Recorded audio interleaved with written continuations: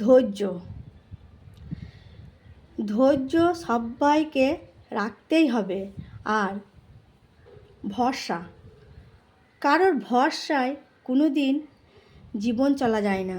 আমি তো বলবো যে কারোর ভরসায় জীবন চলা যায় না। তাই নিজে কিছু করে দেখাও, নিজে ভরসা করো নিজের ওপর যে এই কাজটা আমাকেই করতে হবে, ওই কাজটা আমাকে করে দেবে, এই আশা কোনো দিনই করাটা উচিত নয়, করাটা উচিতই নয়। তুমি যখনই ভাববে ওই মানুষটা আমাকে এই কাজটা করে দেবে, ওই মানুষটা আমাকে এই জিনিসটা বলে দেবে, তাহলে তুমি হয়তো শুনতে পারবে, তুমি তার কাছে শিখে নাও, কিন্তু তোমাকে নিজেই করতে হবে।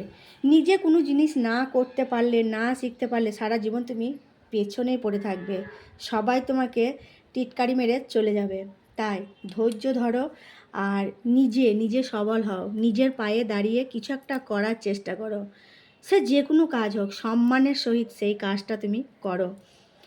পরিবারের সঙ্গে তুমি সংসার করছো, পরিবারে মেয়েদেরকে বলছি, কারণ মেয়েদেরই যত সমস্যা, মেয়েদেরই যত সোশ্যাল মিডিয়ায় কাজ করতে এসে মেয়েদেরই সমস্যা। যেসব মেয়েরা আমাদের মতো ঘরে বসে ভিডিও করছে তাদের প্রচুর সমস্যা।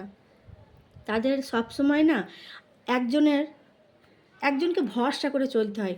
এই ভরসা করে চলাটাই হলো সব থেকে মেয়েদের দুর্বলতা। ভরসা করে চলতে গেলেই তুমি ঠকবে।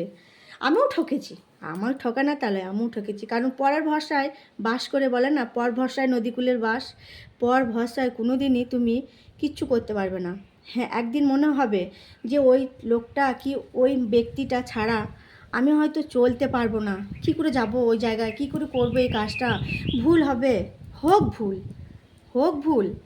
ভুল হলে একবার ভুল হবে, দুবার ভুল হবে, তিনবার ভুল হবে।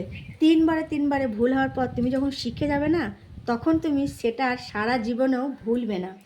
তাই ভুল থেকেই মানুষে শেখে। তোমাদেরকে বলছি ধৈর্য ধরে নিজে কিছু করো, পর ভরসায় থেকো না। পর ভরসায় থাকলে সারা জীবন এই যে চোখ দিয়ে জলই পড়বে, যে এই কাজটা করতে পারলাম না, এই জিনিসটা হলো না, এটাই মনে হবে। তাই সব মেয়েদেরকে বলবো না, যা এখন অনেক মেয়ে আছে যারা নিজের পায়ে দাঁড়িয়েছে, আবার বলবো নিজের পায়ে দাঁড়িয়েও চাকরি করছে, তবুও দেখি চাকরি করলেও কিছু একটা পরাধীনতা তাদের থেকেই যায় সারা জীবন।